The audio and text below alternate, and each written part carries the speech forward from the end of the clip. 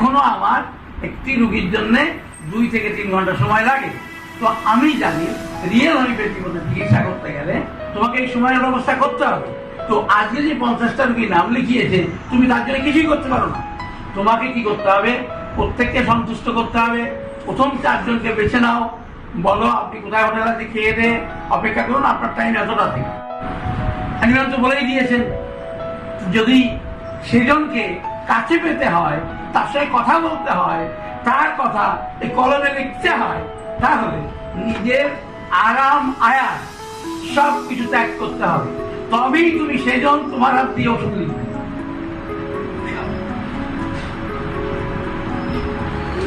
তো এভাবে তোমরা এগিয়ে যাবে। কিন্তু কোনো মানুষকে তোমার অনেক টাকা হবে একদিন, কিন্তু তুমি মনে করবে, যদি তোমার মনে হয় যে তোমার মধ্যে দ্বন্দ্ব এসেছে, তুমি বুঝবে তোমার থেকে সৃষ্টিকর্তার মেহরবানি অনেক দূরে চলে যাচ্ছে, সৃষ্টিকর্তা তোমার থেকে দূরে চলে যাচ্ছে।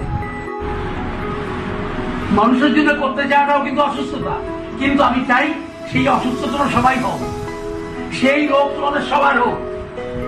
কি রোগ? মানুষের জন্য করবার রোগ। এ রোগ নিয়ে মরলে তার কাছে সরাসরি পৌঁছে যাওয়া যাবে।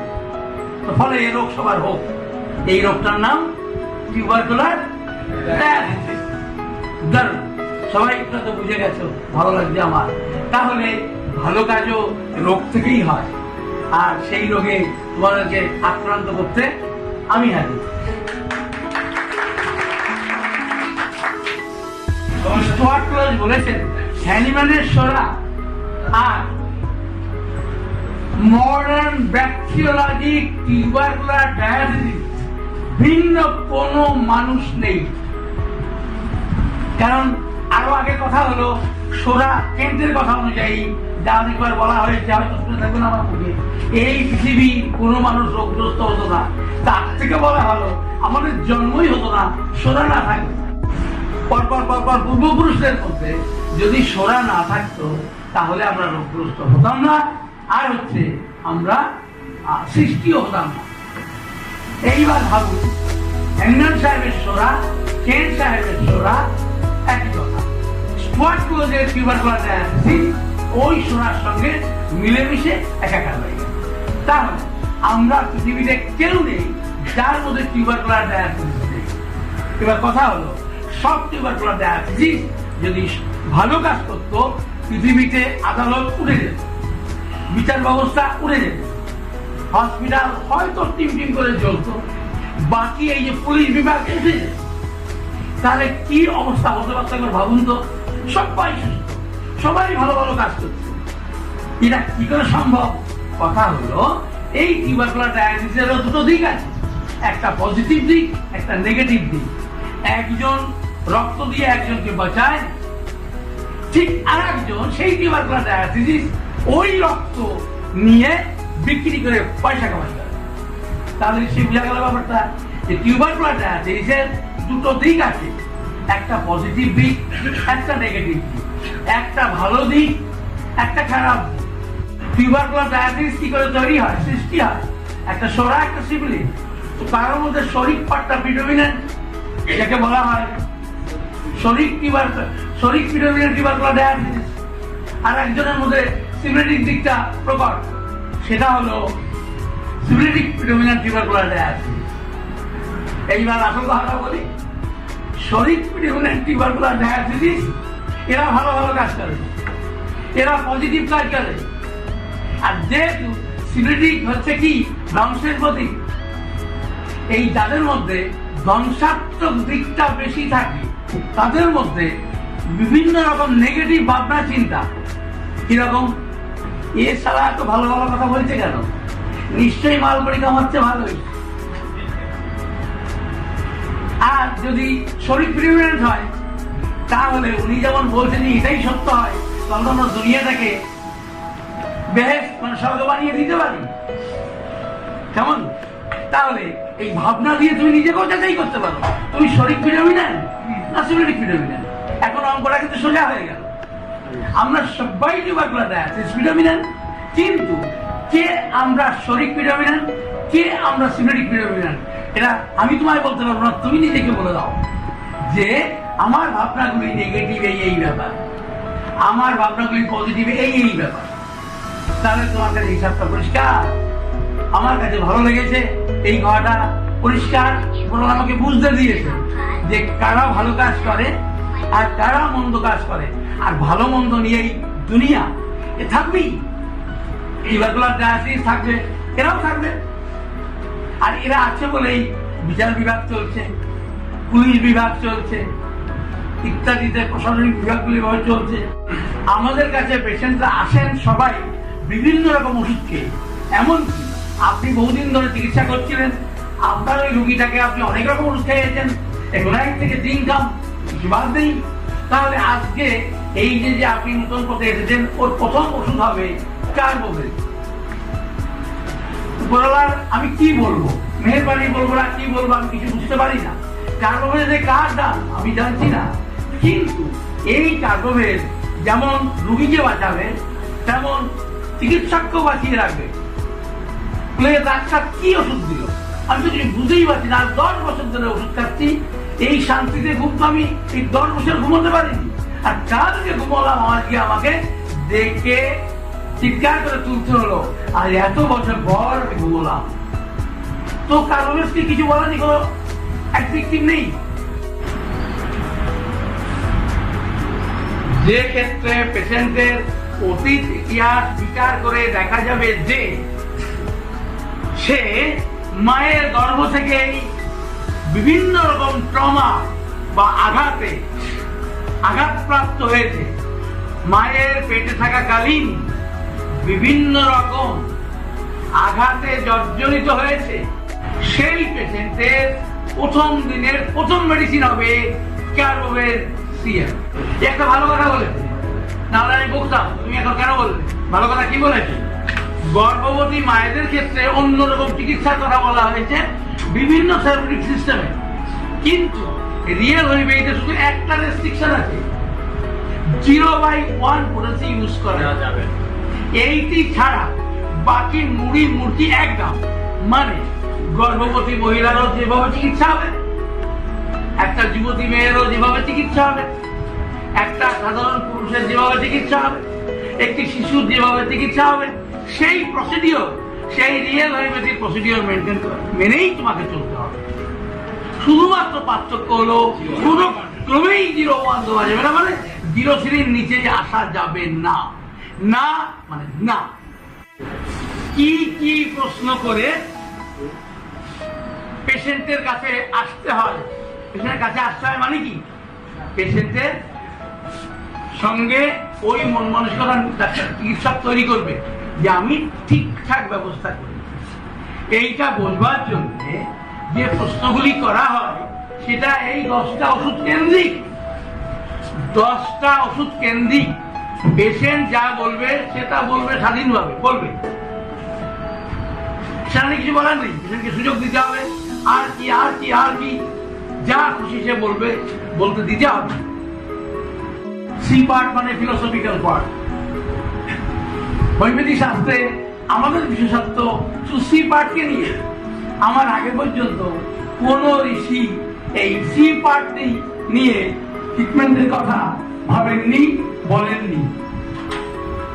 ওখানে ছিল past history, present complain, history of present complain, past history, family history, তারপর হচ্ছে লোকেশন, কন্ডিশন, সেন্সেশন, মোডালিটি, কনকমিটেন্স,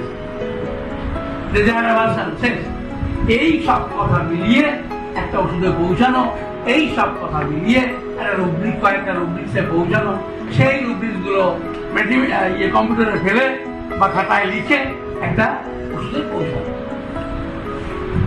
এটা কি? এটা হলো একটা রুগীর জন্য, এটা হলো একটা পেশেন্টের জন্য। কিন্তু ঋষিকুল বরাবর বলে এসেছেন হোমিওপ্যাথির জন্মলগ্ন থেকে চিকিৎসা হওয়া উচিত সিক ইন্ডিভিজুয়ালের। এ মানে প্রাইমারি ইনফরমেশন। সবাই লিখো, লেখা থাকলেও আবার লিখো। প্রাইমারি ইনফরমেশন এর 3টে ভাগ আছে। প্রথম ভাগ হলো প্রেজেন্ট কমপ্লেন।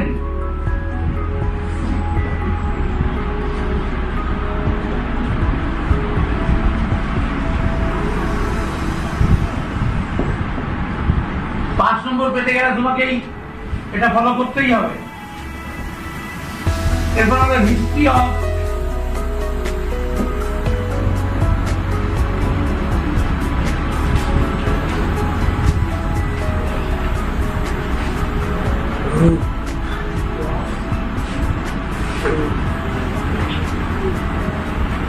একটু আগে যে কেসটা বললাম, এই যে মা প্রথম 3 মাস ব্যথার ইনজেকশন ওষুধ নিয়েছেন, এটা হলো history of present complain.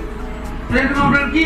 Epileptic fit, মানে অজ্ঞান হয়ে যায় যখন তখন, সে অজ্ঞান হয়ে পড়ে যায়। Present complain. থার্ড পয়েন্ট হলো পাস্ট।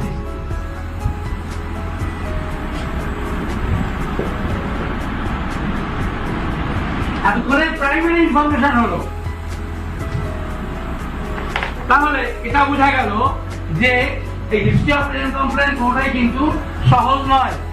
তোমাকে যথেষ্ট ধৈর্য দিয়ে তাকে বলবার সুযোগ করে দিতে হবে।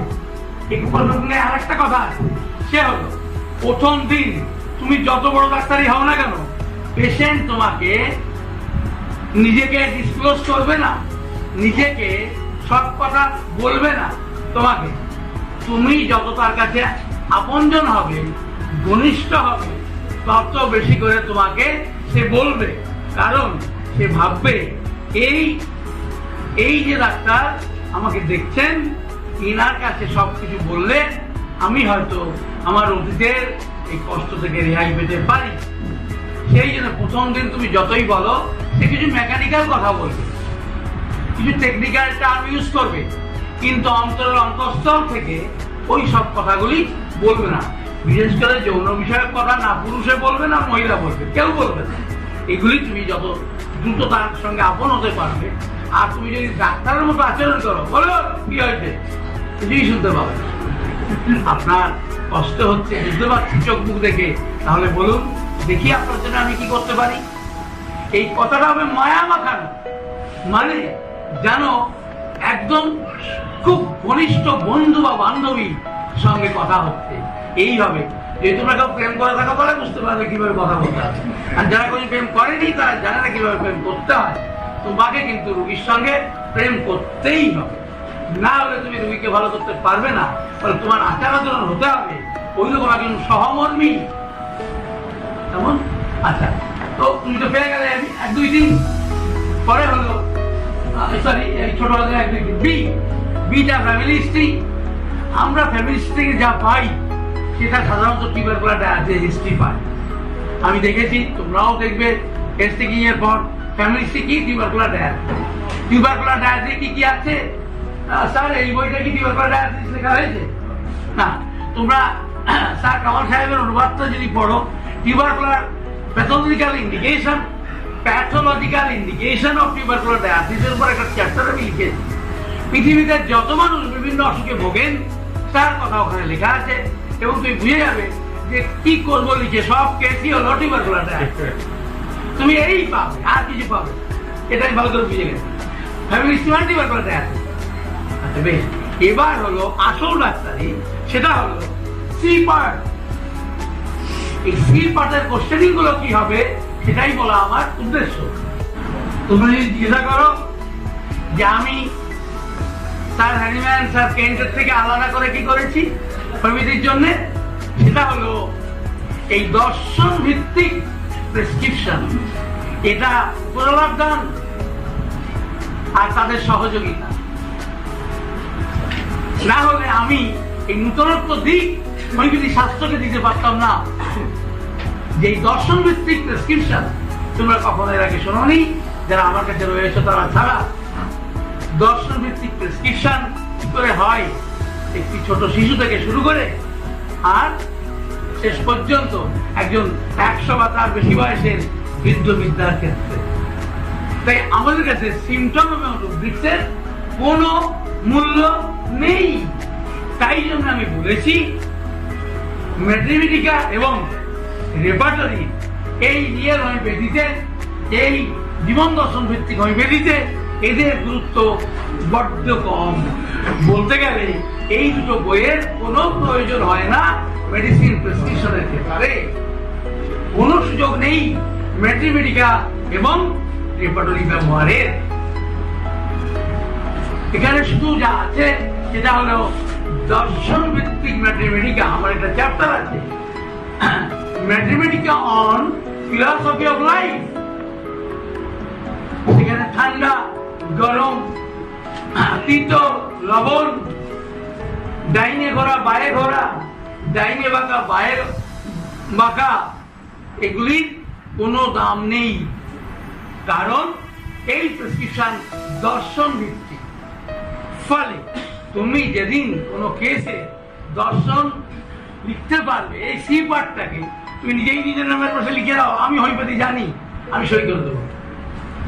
তাহলে একটা ডাক্তারবাবু মিনিমাম কোয়ালিফিকেশন সম্পর্কে রবার্টস বলেছেন দুটো কথা, আমি বলেছি একটা কথা।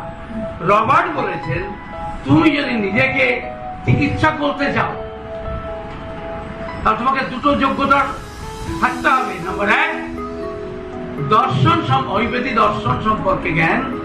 হোমিওপ্যাথিক ফিলোসফি, সেই ফিলোসফি এই ফিলোসফি নয়, হোমিওপ্যাথি দর্শন, যদিও তার থেকেই এটা এসেছে।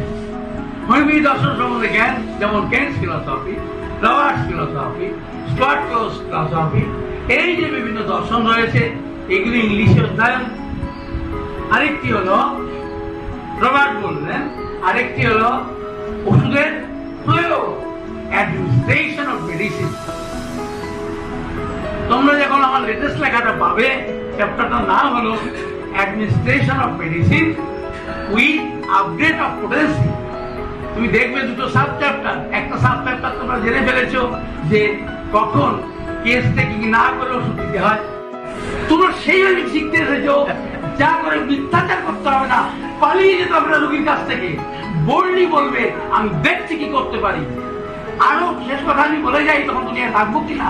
হসপিটাল রেফার করবে তোমাদেরকে, অনেকবার বলেছি, আবারও বলেছি, হসপিটাল থেকে রেফার কে যাবে। দেখো আমাদের আর কিছু করার নেই, আমি স্যালাইন খুলে দিচ্ছি, অক্সিজেন খুলে দিচ্ছি, অমুক ডাক্তার কাছে যাও।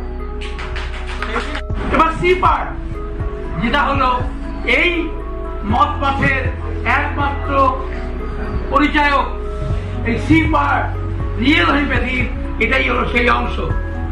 আমরা এই দর্শন, আদি লাইফের এই জীবন দর্শন আমরা খুঁজবো। জন্মলগ্নে মৃত অবস্থা সৃষ্টি হয় কোন ক্ষেত্রে? একটাই ক্ষেত্র আছে, রেবিস ভাইরাসের জেনেটিক ম্যাটেরিয়াল যেসব বাবা মা প্রকটভাবে বহন করে, তাদের থেকে সৃষ্ট সন্তানরা এমন মৃত বা মৃতপ্রায় হয়ে জন্মায়। লিখে রাখো, লাল কালিতে লিখে দেবে। তাদের ক্ষেত্রে হাইড্রোফোবিনাম পৃথিবীর কোথাও কেউ লিখে যাননি, এটা সৃষ্টিকর্তা আমাকে দিয়ে লিখিয়েছে। সিএম কেন হাইড্রোফোবিনাম 100ই দেবে, কখনো রিস্ক নেবে না। বিশেষ করে হাইড্রোফোবিনামের মতো তীব্রতম বিষ সিএম ব্যবহার করার মতো প্রথমেই সাহস দেখাবে না। দেবে তো বটেই, দেওয়া হচ্ছে, প্রচুর দেওয়া হচ্ছে, কিন্তু তুমি আগে 200 দিয়ে নাও।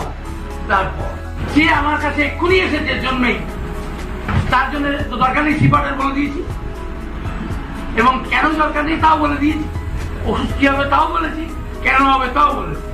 এরপর এমন একটা বাচ্চা এলো যে একটু বড় হয়েছে,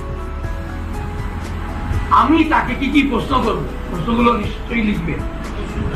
প্রথম প্রশ্ন হলো,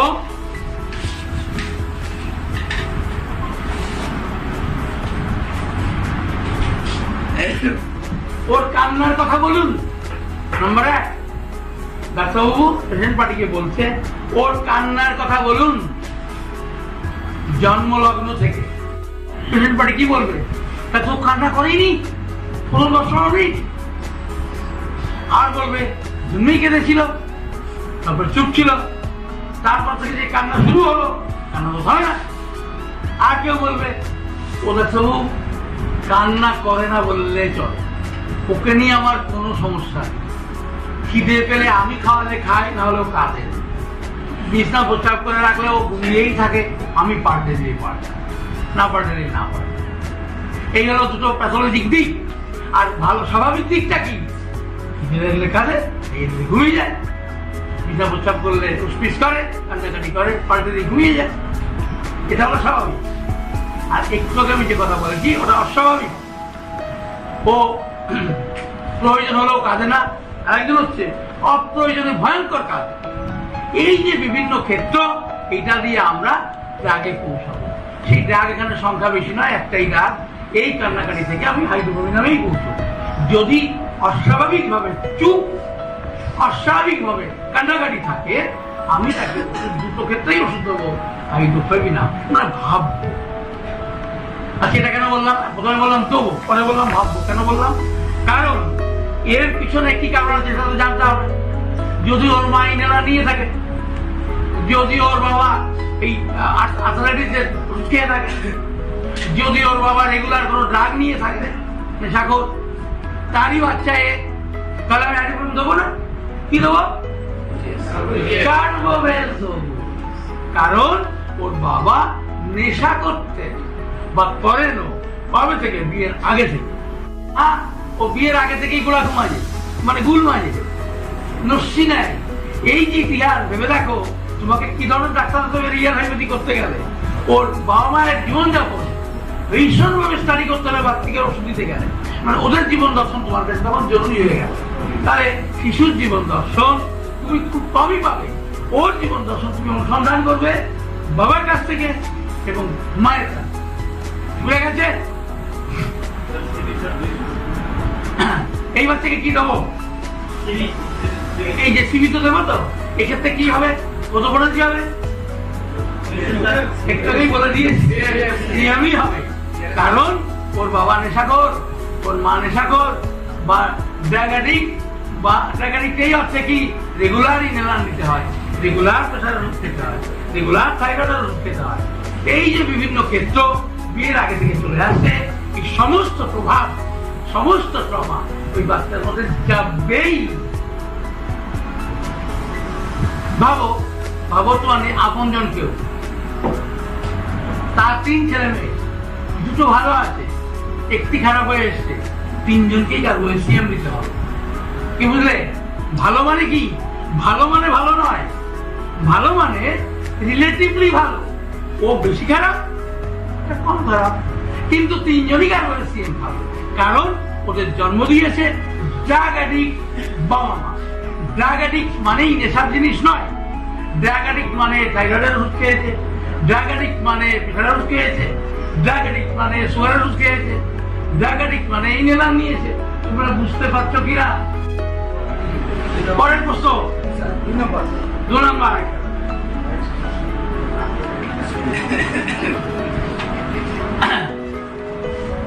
এর আগে জিজ্ঞেস করা হয়েছে কান্না সম্পর্কে বলুন, বলেছে। এবার হলো কান্না করলে কিভাবে শান্ত করা যেত।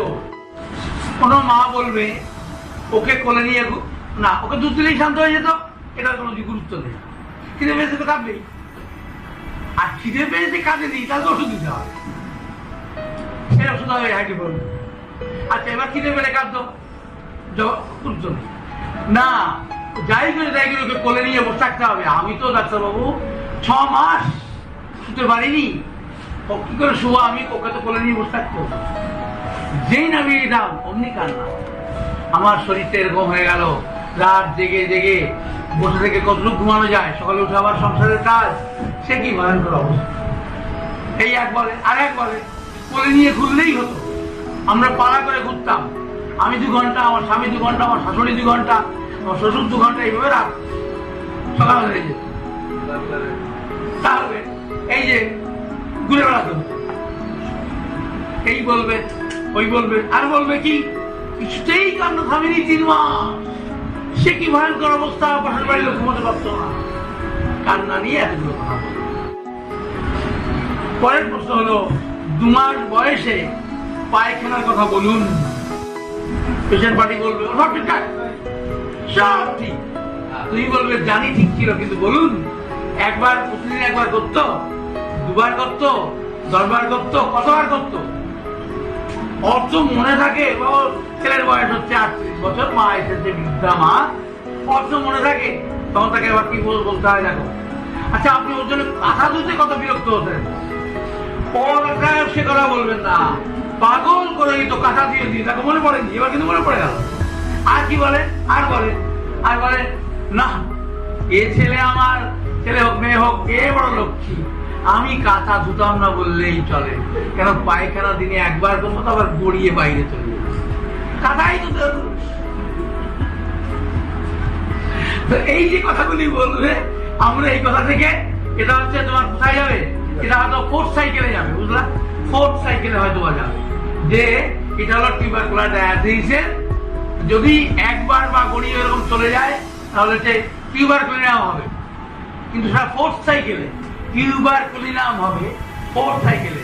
একে ফলো করবে ড্রসেরা, মানে টিউবারকুলিনাম যখন কাজ শেষ করবে, তোমরা কিন্তু টিউবারকুলিনাম ড্রসেরা বললাম না, টিউবারকুলিনাম আজকে কালকে ড্রসেরা এরকম নয়। টিউবারকুলিনাম তুমি যতদূর যেতে পারো যাবে, তোমার দিয়ে শুরু করে সিএম পর্যন্ত, যত সময়ে জ্ঞান বুদ্ধি কাজে লাগিয়ে ধীরে ধীরে হয়তো টিউবারকুলাম শেষ করতে হয়তো 2 বছর লেগে গেল, কেমন? তারপর ড্রসেরার কথা বলছি।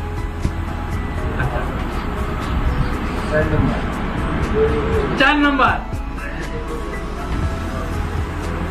কার সঙ্গে ভাব বেশি ছিল, মানে এখন বাচ্চা একটু বড় হয়েছে বা বড় মানুষ, কার সঙ্গে ভাব ভালোবাসা সব থেকে বেশি ছিল, কার সঙ্গে ভাব ভালোবাসা সব থেকে বেশি ছিল?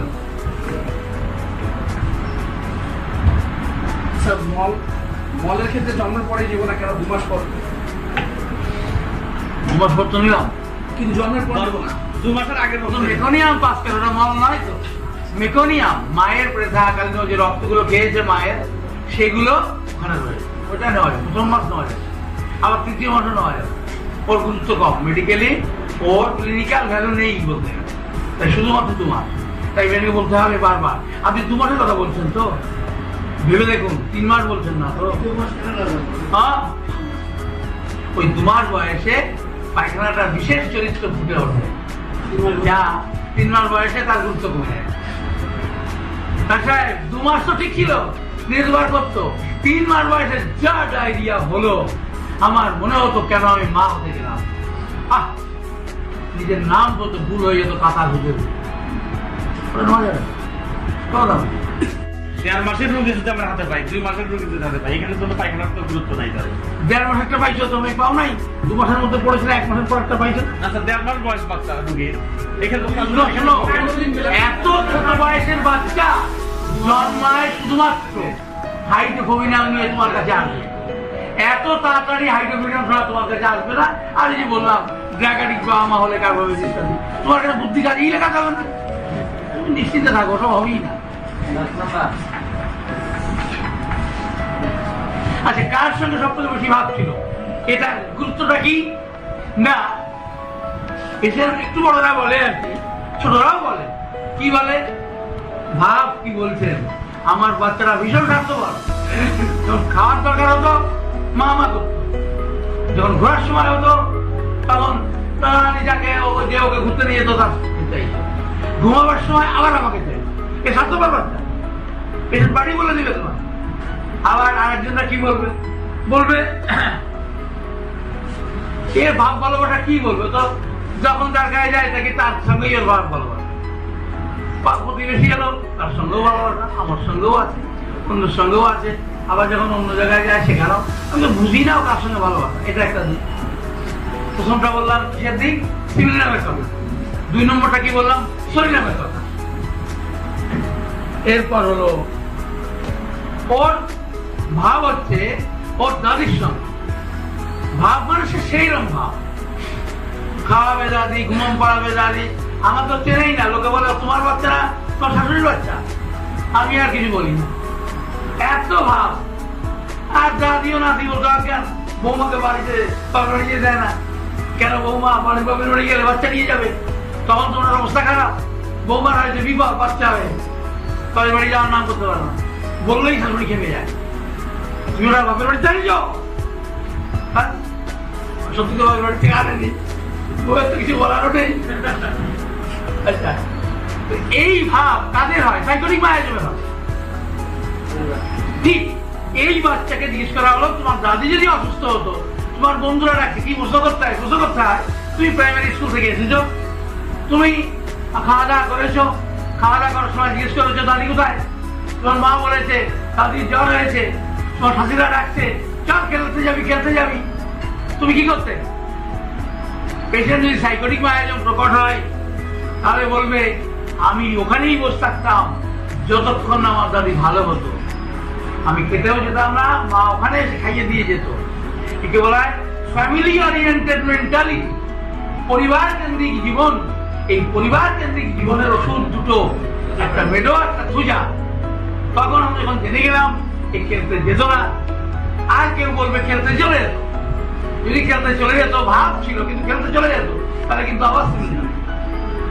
আচ্ছা, এরপর হলো খেলতে যেত না, কিন্তু এরপরে প্রশ্ন করতে হয় যে খেলতে যেত না যখন, আচ্ছা রাগ হলে এই ছেলেটি বা এই মানুষটি বাড়িতে কি করে, বাড়ির বাইরে কি করে?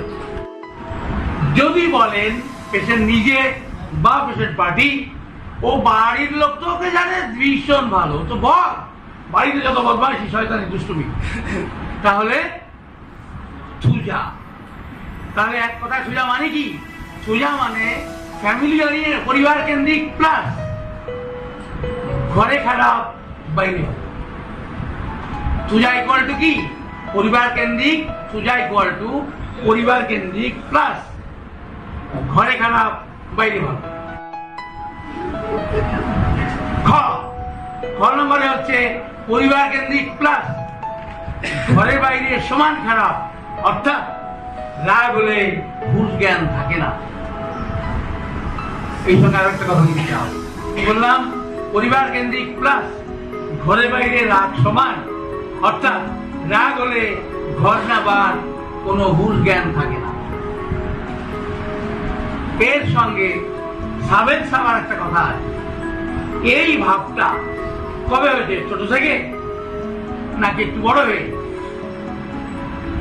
এরপরে জিজ্ঞেস করতে হয় এই যে ঘরে বাইরে সমান, এইটা কি ছোটবেলাতেই ছিল?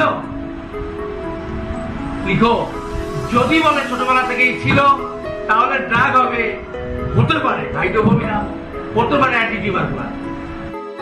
আমাদের কাছে রুগী আসে ওষুধ নিতে, জ্বর হয়েছে। তোমরা আজ অনেকে জিজ্ঞাসা করবে ডেঙ্গুর কথা, কার ডেঙ্গু নিয়ে কথা হয়েছে, আজ আমি বলবো আবারও। তো আমাদের কাছে ডেঙ্গু আসুক আর চিকুনগুনিয়া আসুক আর কাশি আসুক আর ক্যান্সার আসুক, এরা কিন্তু সবাই পেশেন্ট। কিন্তু ওই পেশেন্টকে ওষুধ দেবো না, পেশেন্টকে ওষুধ দেবো ঠিক, কিন্তু লক্ষণ নেবো, মানে তার কথা নেব আমি ঠিক অবস্থা। এখন যার ডেঙ্গু হয়েছে সে যখন ডেঙ্গু হয়নি তখনকার কথা বলা ভালো। এই মানুষটির বয়স 40 বছর, আমরা খবর নেব 4 বছরে, ওষুধ কিন্তু ডেঙ্গুরই দেব, কিন্তু খবর নেব 4 বছর বয়সের কথা। তখন তার কিছুই ছিল না, শুধু সিক। সিক কেন বলা হলো না, আমরা পৃথিবীতে আসি টিউবারকুলার ডায়ালিসিস নিয়ে। আর একটু বলা ভালো, শরীর স্টেট নিয়ে আমরা আসি, যা আসলে টিউবারকুলার ডায়ালিসিসের একটি রূপ মাত্র।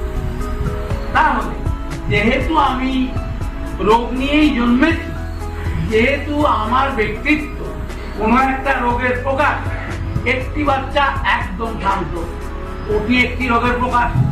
আমার বাচ্চা ভীষণ অশান্ত, ওটি একটি রোগের প্রকাশ। আমার বাচ্চাটি ভীষণ জেদ, ওটা একটি রোগের প্রকাশ। আমার বাচ্চাটি ভীষণ পড়াশোনায় ভালো, এটা বলতেই হয়। ছোট্ট বয়স থেকে কথা স্পষ্ট হয়নি, ওর বড় ভাই বোনেরা পড়তে বসেছে, ওর মাকে বলছে এই বইটা আমাকে পড়িয়ে দাও, মা বলছে তুমি বড় হও, ও বলল না তুমি পড়িয়ে না দাও তো বইটা আমি ফেলে দিয়ে আসবো দূরে। তো অগত্যা মা মিছিমিছি বললো এইটা এই, এটা ওই, এটা সেই, হয়ে গেল। আসছে ছেলে, বাচ্চা এই করতে করতে বাচ্চা জেনে গেল, ওটা বইটা আমার মুখস্থ হয়ে গেছে, মা যা যা বলেছিল আমার সব মুখস্থ হয়ে গেছে। তাহলে এবার আর একটা বই নিয়ে এলো, এবার এইটা পড়িয়ে দাও। মায়ের কি বিপদ, ওই ছোট্ট বাচ্চাটি যার কথা স্পষ্ট হয়নি তখন থেকে সে পড়ায় মন দিয়েছে। তাই জন্য আজকেও ক্লাস 2 পড়ে, কিন্তু 5, 6, 7 এর বইপত্রগুলো পড়তে শুরু করে দিয়েছে। এটা এক্সট্রাঅর্ডিনারি ব্রেন, যাকে আমি দেখতে বললাম তোমরা জি বাংলার দাদাগিরি দেখবে, দেখিলে কি ধরনের বিরল প্রতিভা, এই বিরল প্রতিভাও কিন্তু ডিজিজ ওরিয়েন্টেড। তাই যদি হয় তাহলে আমরা পেশেন্টকে খুঁজবো কেন? আমরা খুঁজবো সিক ইন্ডিভিজুয়াল। এই বিরল প্রতিভাও সিক ইন্ডিভিজুয়ালের প্রতিফলন।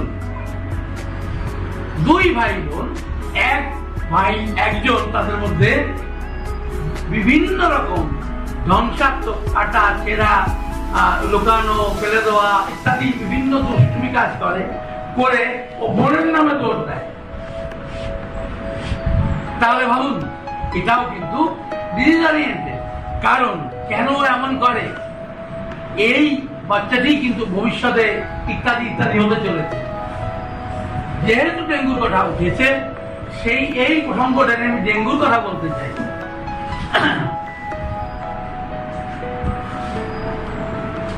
ডেঙ্গু একটি ভাইরাস ঘটিত অসুখ, সবার জানা আছে। আরো জানা উচিত, এই ভাইরাস ঘটিত অসুখের কোন ওষুধ নেই। হোমিওপ্যাথ না অ্যালোপ্যাথ, কারো নেই। তাহলে ওরা কি করেন? ওরা প্রতিনিয়ত ব্লাড টেস্ট করেন, দেখেন প্লাটিলেট কত কমে গেল। এইটা দেখে প্লাটিলেট দেন, সঙ্গে দেন স্যালাইন। কেন? যাতে করে মানুষটির ব্লিডিং শুরু হয়ে মারা না যায়। শুধুমাত্র সময়ের অপেক্ষা। কারণ ওই ভাইরাসের নির্দিষ্ট আয়ু আছে। ওই ভাইরাসগুলো ওই আয়ু শেষ হয়ে গেলে এমনি মারা যাবে। তাহলে অ্যালোপ্যাথি যে চিকিৎসা, আমাদের যে চিকিৎসা, তাতে পার্থক্য কোথায়? পার্থক্য হলো আমরাও চাই রোগীকে বাঁচিয়ে রাখতে, তারাও চায় বাঁচিয়ে রাখতে। কারণ ওই ভাইরাস নির্দিষ্ট দিন পরে ওরা মারা যাবে। মানে হলো নিষ্ক্রিয় হয়ে যাবে। এই নিষ্ক্রিয় হওয়া পর্যন্ত রোগীটাকে বাঁচিয়ে রাখতে হবে। তাহলে সেই ওষুধ ওদের কাছে যেমন আছে, আমাদের কাছে তেমন আছে। কিন্তু করণীয় যেটা, সেটা হলো প্রতিদিন ব্লাড টেস্ট করে দেখতে হবে প্লাটিলেট আরো কমলো কিনা। যদি আরো কমে থাকে, মেডিসিনকে কাজ করতে দেয়। যদি প্লাটিলেট ধ্বংস হওয়া বন্ধ হয়ে গিয়ে থাকে, তাহলে প্লাটিলেট কাউন্ট ঠিকঠাক থাকবে। তাহলে বুঝতে হবে ওষুধ ঠিক আছে, এখন এই ওষুধের পরেই রাখতে হবে, আর অন্য কিছু করবার দরকার নেই। কারণ যদি প্লাটিলেট আর না ভাঙে, তাহলে রোগীর কোনো ক্ষতি হবে না। নির্দিষ্ট দিন পরে তো ভালো হয়েই যাবে, ওই ভাইরাস গুলো ইনঅ্যাক্টিভ হয়েই যাবে। তো তার সাথে কি বলা হয়েছে? এবার কথা হলো, ডেঙ্গু হচ্ছে কাদের? একটি বাড়িতে ছোট ছোট দুটো বাচ্চা আছে, ওই বাড়িতেই একজন বৃদ্ধা আছে, ওই বাড়িতেই পরিণত বয়সের আরো দুইজন মহিলা পুরুষ আছে। তার মধ্যে পুরুষটির ডেঙ্গু হয়েছে। এই কথা দুটো মানে। এক হচ্ছে ডেঙ্গু মশা বাড়িতে ঢুকে সবাই যখন ঘুমিয়েছিল, বেছে বেছে ওনাকে কামড়েছিল। এটা এক মনে করা যেতে পারে অবৈজ্ঞানিক যুক্তি। আরেকটি হলো সবাইকেই ডেঙ্গু মশা কামড়েছিল, কিন্তু ডেঙ্গু ভাইরাস বংশ বিস্তার করতে যে পরিবেশ পরিস্থিতির প্রয়োজন হয়, সেই পরিবেশ পরিস্থিতি ওই ইয়ং লোকটির রক্তে ছিল। বাকি শিশু, বৃদ্ধ, বৃদ্ধা, অন্য সদস্যের শরীরে সেই পরিবেশ ছিল না। ফলে ডেঙ্গু ভাইরাস বংশ বিস্তার করতে পারেনি। যার মধ্যে বংশ বিস্তার করেছিল, যথেষ্ট যুক্তি রয়েছে ভাববার যে ওই মানুষটির ভাইরাল হোস কমজোরি থাকার জন্য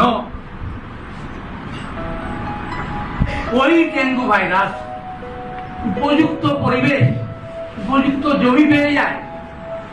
এই জমিতে ওরা নিজেকে ভীষণভাবে বংশ বিস্তার করতে সক্ষম।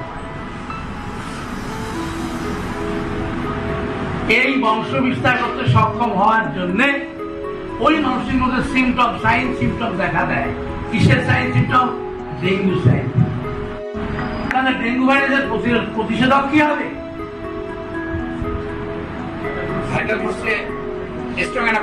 একদম ভীষণ ভালো, সুন্দর। আমার ভালো লাগছে শুনতে যে ছেলেরা আমার জবাব দিয়েছে। একটাই কাজ, ভাইটাল ফোর্সকে সবল রাখো। এই ভাইটাল ফোর্স সবল কি করে রাখবো? এমন তো কোনো ওষুধ নেই। ভাইটাল ফোর্স 30 রোজ 1 ডোজ করে খাইয়ে দাও, এমন ওষুধ নেই। তো আমাদের কাছে রাস্তা আছে, উপায় আছে ভাইটাল ফোর্সকে কেমন করে চাঙ্গা রাখতে হয়। সেটা কি আছে? রিয়েল ওয়েটের একটা সাইকেল বানিয়ে সাইকেলের গুরুত্ব অনুযায়ী মেডিসিন অ্যাপ্লাই করে তাকে সুস্থ রাখা। ডেঙ্গু ভাইরাস আর চিকেনগুনিয়া ভাইরাস আর নাম না জানা অসংখ্য ভাইরাস আসবে আর ধাক্কা খেয়ে পালিয়ে যাবে। এখানে হবে, এখানে জায়গা নেই, জমি নেই। তাহলে আমাদের কাজ হলো আমরা এই দুর্বল, ওই মানুষটির দুর্বল ভাইটাল ফোর্সকে কি করে চাঙ্গা করবো। তো ডেঙ্গু আক্রান্ত মানুষের প্রথম ওষুধ হবে কার্বোভেসিয়াম। কারণ কার্বোভেসিয়াম কাকে দেওয়া হয়? কার্বোভেসিয়াম তাকে দেওয়া হয় যার জীবনী শক্তি একদম তলানিতে থেকে গেছে, যাকে ডাক্তার বলে দিয়েছে স্যালাইন দেওয়া বন্ধ করে দিয়েছে, এ রোগী আর বাঁচবে না, এর ডায়রিয়া সাংঘাতিক। তো আমরা চেষ্টা করেছিলাম, কিছু করা গেল না, নিয়ে যান। আমরা তখন তাকে কার্বোভেন দিয়ে দেবো এবং তার সিএম দেবো। তাহলে আমি ডেঙ্গু কোনো পেশেন্ট এলে প্রথমেই তার ব্লাড কাউন্ট ওষুধটা মুখে দিয়ে বলবো, ভাই তুমি ব্লাড কাউন্ট করাও আগে। তাকে আবার পরের দিন বলা হবে তুমি ব্লাড টেস্ট করে আমার সাথে দেখা করো। দুটো টেস্ট, ওই ওষুধ দেওয়ার দিনের টেস্ট, পরের দিনের টেস্ট, তাহলে তুমি দেখে নাও তোমার প্লাটিলেট কাউন্ট কি আছে। আর টেস্ট যা করবার করতে হবে, তোমরা নিশ্চয়ই জানো কি কি টেস্ট হয়। তো যদি আমরা দেখতে পাই এই কাউন্ট খারাপের দিকে যাচ্ছে না, তাহলে আমি মেডিসিন চেঞ্জ করবো না। আর যদি না উঠতে পারে তাহলে আমি যাবো কার কাছে? কার্বোভেসিয়াম এর কাছে। আমি প্রথম দেবো কার্বোভেসিয়াম।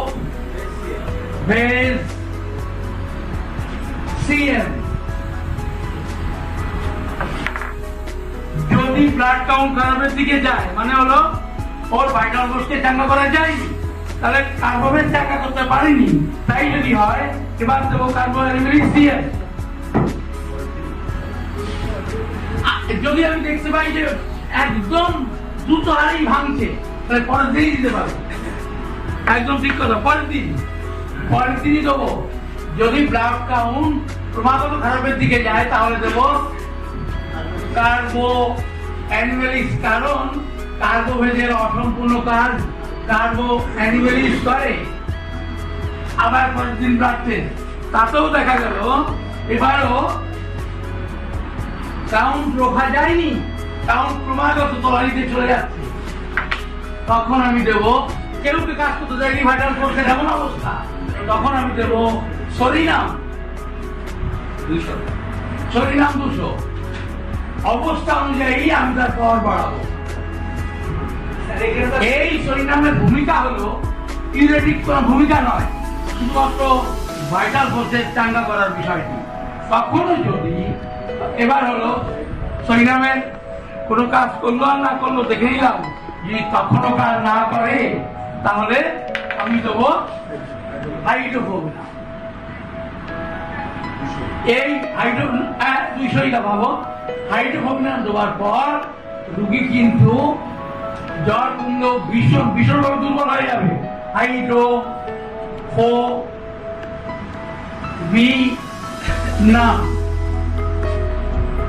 অবস্থা অনুযায়ী পরিস্থিতির কথা ভাববো। তবে আমি 200 দিয়ে আগে টেস্ট করতে চাই যে রুগী এটা কিভাবে নিতে পারে, তার ভাইটাল ফোর্স। সেই অনুযায়ী আমি পোটেন্সি বাড়াতে থাকবো। কিন্তু ভয়ে ভয়ে বেশি পোটেন্সি হয়ে যাওয়ার জন্য রুগীর জীবনী শক্তি ভীষণভাবে ফল করেছে।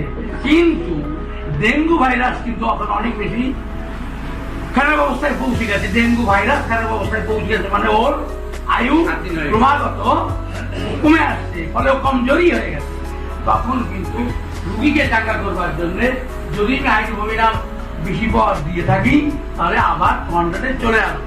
ধরো 200, 110 ইত্যাদি গেছি, টেম্পারেচারকে সামনে রেখে সিএমে পৌঁছে গেছে। ভয়ে ভয়ে এমনটি হতেই পারে।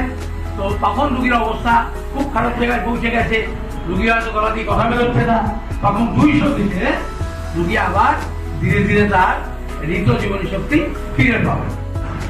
এই যে চিকিৎসা চলাকালে আমরা তার ফিলোসফি নিতে থাকবো, বাড়ির লোকের থেকে ফিলোসফি নিয়ে আমি তৈরি থাকবো যে আমার পরবর্তী অস্ত্র কি হবে। এই পরবর্তী অস্ত্র যা হবে আমি সেইটা দিয়ে তার ভাইটাল ফোর্স যেমন দ্বিতীয়বার ডেঙ্গুতে আক্রান্ত না হয়।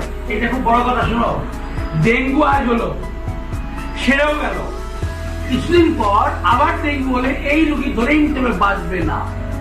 কারণ ওর জীবনী শক্তিকে সে আগে ভাগেই দুর্বল করে রেখেছিল। সেই দুর্বল জায়গায় আরো কমপ্লিকেটেড ডেঙ্গু, বিভিন্ন ভিন্ন ভিন্ন স্ট্রেন আছে, সেই স্ট্রেন নিয়ে ওকে আক্রমণ করেছে। এই রোগীকে তুমি ধরেই নিতে পারো, ও মারা যাবেই। এই কথা ভেবে চিকিৎসা করতে হবে। ডেঙ্গু যদি দ্বিতীয়বার হয় তাদের বেঁচে উঠবার সম্ভাবনা ভীষণ ক্ষীণ। তাই জন্য ডেঙ্গু রোগী যদি ভালো হয়ে তোমার কাছে আসে তাহলে কিন্তু তোমার দায়িত্ব বেশি বেড়ে গেল। কেন না, এই রোগী দ্বিতীয়বার যেন ডেঙ্গু আক্রান্ত না হয়, আমি কি করবো? আমি ওর ভাইটাল ফোর্সকে সঠিক জায়গায় পৌঁছে দেবো 6টা সাইকেলের মাধ্যমে। মনে রেখো কথাটা, ডেঙ্গু দ্বিতীয়বার হলে তুমি ধরেই নিতে পারো এ আর বাঁচবে না, যতই মডার্ন ট্রিটমেন্ট তাকে দেওয়া হোক না কেন। কারণ আমি প্রথমেই বলে দিয়েছি, ভাইরাসের কোনো মেডিসিন আবিষ্কার হয়নি। জন হেনরি ক্লার্ক তার সরিনাম চ্যাপ্টারে সরিনাম প্রসঙ্গে লিখেছেন। আমি সেখান থেকে একটা লাইন নিয়েছি, বাকি কথাগুলি আমি আমার গবেষণা দিয়ে, আমার অনুসন্ধান দিয়ে আমি লিখেছি। এই সরিনামের ভূমিকা কার্বোভেজ কার্বানিমিলিসের মতো নয়। স্যার আপনি শুনতে পাচ্ছেন? ব্যাখ্যা চাইলেন। কার্বোভেজের যে ভূমিকা, কার্বানিমিলিসের যে ভূমিকা, সরিনামের সেই ভূমিকা নয়। কার্বোভেজের কাজ করা উচিত ছিল, কার্বানিমিলিসেরও কাজ করা উচিত ছিল। এই উচিত ছিল হয়নি কেন, তার জবাব দেওয়ার জন্য শুধুমাত্র সরিনাম। তাই একে এক্ষুনি সিএম না দিলেও আমরা কাজ পেতে পারি।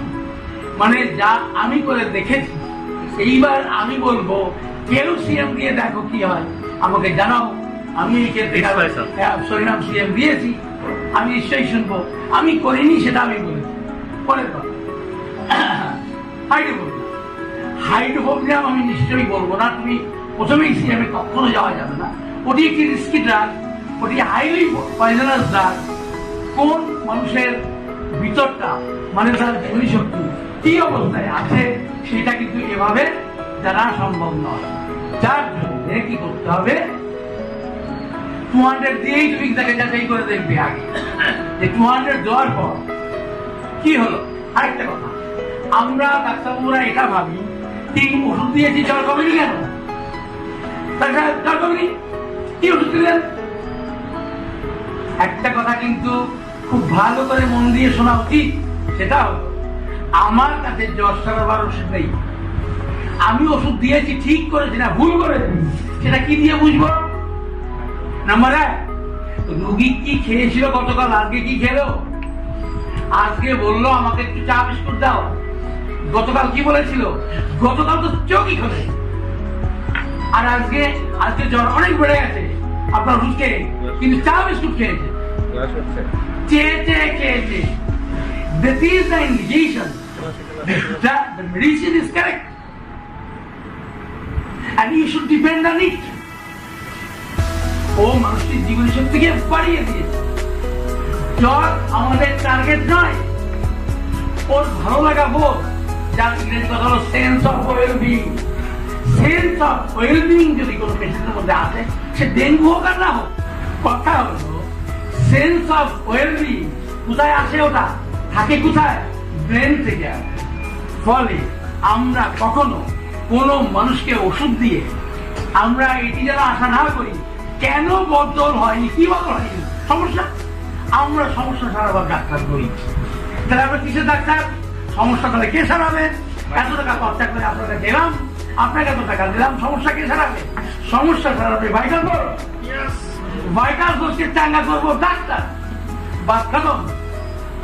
আমরা শুধু ভাইটাল ফোর্সকে চাঙ্গা করবো ডাক্তার, ভাইটাল ফোর্সের ডাক্তার ভাইটাল ফোন চাঙ্গা করবো তো। কেমন? আর তুমি কি করো? আমি রিয়েল হোমিওপ্যাথি করি। এটা আবার ঢপের কথা কোথায় পেয়েছো? আমার বলতে হবে। আমি যেমন বলি তোমাদেরকে, রিয়েল হোমিওপ্যাথির কথা কেন বলেছেন, সুপারফিশিয়ালের কথাও কেন বলেছেন, রিয়েল হোমিওপ্যাথির কথা বলেছেন কার্বোভেট চ্যাপ্টারে 30 নম্বর প্যারাগ্রাফে। লোকের সঙ্গে তর্ক করতে গেলে কিন্তু জানতে হয়। রিয়েল হোমিওপ্যাথি এই শব্দটা ব্যবহার করেছেন কেন সাহেব কার্বোভেট চ্যাপ্টারের 30 নম্বর প্যারাগ্রাফে। আমার ম্যাগাজিনে দেখতে পাবে, আমি ওটা বোল্ড করে দিয়েছি। একটা ম্যাগাজিন আমার ছিল শুধু কার্বোভেজ নিয়ে লেখা, বিভিন্ন লেখা। কার্বোভেজকে চিনতে গেলে ওই ম্যাগাজিনটা যেভাবে সংগ্রহ করো। যদি অ্যাকিউট কেসে, যেমন ডেঙ্গু, যেমন গ্যাস্ট্রেন্টারাইটিস, অ্যাকিউট কেসে ভাইটাল ফোর্স একদম দুর্বল হয়, তখন সব থেকে বেশি শক্তি। লিখে নাও, অ্যাকিউট ডিজিজের ক্ষেত্রে যেমন ডেঙ্গু, যেমন চিকেনগুনিয়া, যেমন এই গ্যাস্ট্রেন্টারাইটিস, প্রচন্ড পাতলা পায়খানা বমি হচ্ছে, দুবার পায়খানা করেই হাত পা ঠান্ডা হয়ে যাচ্ছে, এইরকম ক্ষেত্রে হাইয়েস্ট পোটেন্সি মানে কার্বোভেসিয়াম। Accidental cause. ও হ্যাঁ, থ্যাংক, আরে থ্যাংকস, থ্যাংকস। এই সঙ্গে লিখে নাও, অ্যাক্সিডেন্টাল কেসেও শুনো, তোমাদেরকে দেখাতে জানাই, এবার যে ম্যাগাজিনটা বেরোবে, স্যার এটা বার করবেন দ্বিতীয় খণ্ডে। এইটাতে আমি পোটেন্সি নিয়ে ডেটের সবটা লিখে দিয়েছি। চ্যাপ্টারটার নাম হলো administration of medicine with update of potency. বিরাট বড় চ্যাপ্টার, বাংলায় লিখেছি। আর একটা চ্যাপ্টার লিখেছি বিশুদ্ধ গাইতে, স্যারের দায়িত্ব আছে ওটাকে বাংলা করে দেবার। তাই জন্য সেকেন্ড এডিশন কবে বেরোয় আমি অপেক্ষায় আছি, ওইটা তোমাদের কাছে পৌঁছে যাবে, আমি মনে প্রাণে চাই। বাকিটা সবটাই এখন বল কোটে আমার স্যার কামাল সাহেবের কোটে বল খেলবেন উনি, দেখবো আমি। তাহলে কি বললাম? অ্যাকিউট কেস এবং অ্যাক্সিডেন্টাল কেসের ক্ষেত্রে আমরা, কারণ ওটা তো অ্যাকিউটের মধ্যেই পড়ে, এক্ষুনি ঘটনা, এই অবস্থায় জীবনী শক্তিকে চাঙ্গা রাখতে হাইয়েস্ট পোটেন্সি দিতে হবে, এবং সেটা অবশ্যই কার্বোভেসিয়াম। অ্যাক্সিডেন্টালেও কার্বোভেসিয়াম, অ্যাকিউট গ্যাস্ট্রেন্টারাইটিসেও কার্বোভেসিয়াম, ডেঙ্গুতেও কার্বোভেসিয়াম। সেটা আমরা একটু স্যার স্টক যদি করে হঠাৎ করে স্টক করতে, হঠাৎ স্টক করলেও তাই অ্যাকিউট তো। তাহলে ভালো বলেছে, দারুন, কিন্তু ফটাফটি বললো। তোমরা শুনে রাখো, এক্ষুনি স্টক হয়েছে মানে কি? স্টকের মানে বলবে না, একটা প্রশ্ন করে বলবি। এই যে স্টক হয়েছে মানে কি? একটা শিরা ছিঁড়ে গেছে, ছিঁড়ে গিয়ে রক্ত বেরোচ্ছে, ব্রেনের মধ্যে রক্ত জমছে। এই রক্তটাকে যদি বন্ধ করতে হবে এবং শুষে নিতে হবে, রক্ত পড়া বন্ধ করতে হবে এবং বেরিয়ে আসা রক্তকে শুষে নিতে হবে, এটাও কিন্তু কার্বোভেসিয়াম। এরপর হলো জীবনী শক্তি ভীষণ খারাপ অবস্থায় আছে, সেটা আজকে বাকি হলো ক্রনিক স্টেট। ক্রনিক স্টেট কি অবস্থা? দীর্ঘদিন ধরে একটা মানুষ ক্যান্সার হয়েছে, তার সার্জারি হয়ে গেল, তার রেডিওথেরাপি হয়ে গেল, তার কেমোথেরাপি হয়ে গেল, ডাক্তারবাবু বলে দিয়েছে এ আর বাড়িতে দিয়ে ভালো মন্দ খাওয়ায়, কারণ ইনি আর কোন চিকিৎসায় সারা দিচ্ছেন না, ওনার অবস্থা খুব খারাপ। মানে হলো ভাইটাল ফোর্স একদম তল দিকে থেকেছে। এই ক্ষেত্রে কিন্তু যেহেতু কেস ক্রনিক, তাহলে তোমরা এভাবে লিখো, ক্রনিক ম্যানিফেস্টেশন বা ক্রনিক ক্ষেত্রে বা পুরাতন রোগের ক্ষেত্রে যেখানে রোগীর উপর বিভিন্ন রকম অত্যাচার করা হয়েছে, ক্রনিক বা পুরাতন রোগের ক্ষেত্রে যেখানে রোগীর উপর দীর্ঘদিন ধরে বিভিন্ন ভাবে বিভিন্ন রকম অত্যাচার করা হয়েছে, এই অত্যাচারের ফলে জীবনী শক্তি একদম তলানিতে থেকেছে, এমন ক্ষেত্রে পোটেন্সি অবশ্যই হবে 0.3। এমন ক্ষেত্রে পোটেন্সি অবশ্যই হবে 0/3। তাহলে এই ব্যাপারটা নিশ্চয়ই তোমাদের পরিষ্কার হয়ে গেল যে কখন আপনি জীবনী শক্তি সব থেকে দুর্বল অবস্থায়, কখন হায়ার পোটেন্সি, কখন হাইয়েস্ট পোটেন্সি। এইবার ওর মনটা খুশখুশ করছে, যদি হাটে ফুটো থাকে, যদি হাটে ফুটো থাকে থাকুক, কিন্তু ওর ডেঙ্গু হয়েছে, ওকে খাও। ডেঙ্গু থাকাকালীন ওর হাটের বড় কিছু হবে না, কারণ প্রকৃতি, আমরা মানি না, প্রকৃতি নিয়ম মানে। যেহেতু প্রকৃতি নিয়ম মানে, ওখানে একসঙ্গে দুই মশলার এক পাড়ায় থাকে না, যদি হার্টের কোনো প্রবলেম হয়, ডেঙ্গু সেরে যাওয়ার পরে হবে, ডেঙ্গু অবস্থা হবে না। স্যার যথার্থ এই প্রশ্নটা করেছেন, আমি স্যারের সঙ্গে একমত। সেটা হলো আমি কতক্ষণ পর্যন্ত ডোজ দেবো, বলা হলো প্রথমেই দ্বিতীয় দুটো ডোজ প্রমিট অন্তর 4 ঘন্টা পরে খবর নিতে হবে এবং রুগীকে বলতে হবে প্রতি ঘন্টায় জন্ম বল লিখো, আর বলতে হবে এরই মধ্যে তুমি রক্ত পরীক্ষার ব্যবস্থা করো। সব বলা হয়ে গেল। এরপর 4 ঘন্টা পরে যখন খবর এলো 4টে টেম্পারেচার কমেছে বেড়েছে, আমি জানতে চাইছি না, কিন্তু পেশেন্ট পার্টি বললো ডাক্তার সাহেব আপনার অনুষ্ঠান পরে 10 মিনিটের জন্য হলো তাকিয়েছিল, পরে আবার চোখ বন্ধ করে দিয়েছে। এবার কিন্তু বলে দিল পক্ষান্তরে প্রকারান্তরে পরোক্ষে যে রিপিটেশন দরকার আছে। আবার ওইভাবেই রিপিটেশন হবে তার। আবার 4 ঘন্টা পরে রেজাল্ট, এবার খবর এলো, এবার কিন্তু আর চোখ খোলেনি, মানে হলো ওই মেডিসিন আর কোনো কাজ করতে পারবে না। ও দায়িত্ব ছেড়ে দিয়েছে। এটা একটা অঙ্ক। আমি এই অঙ্কের কথা একটু পরে আসি। এবার আমরা চলে যাবো নিশ্চয়ই নেক্সট মেডিসিনের কাছে, মানে কার্বোহাইড্রেটের কাছে। ওভাবেই ডোজ দেবো, ওভাবেই পর্যালোচনা করবো। তাহলে আমরা একটা আলোচনার একটা বিশেষ জায়গায় পৌঁছতে পেরেছি।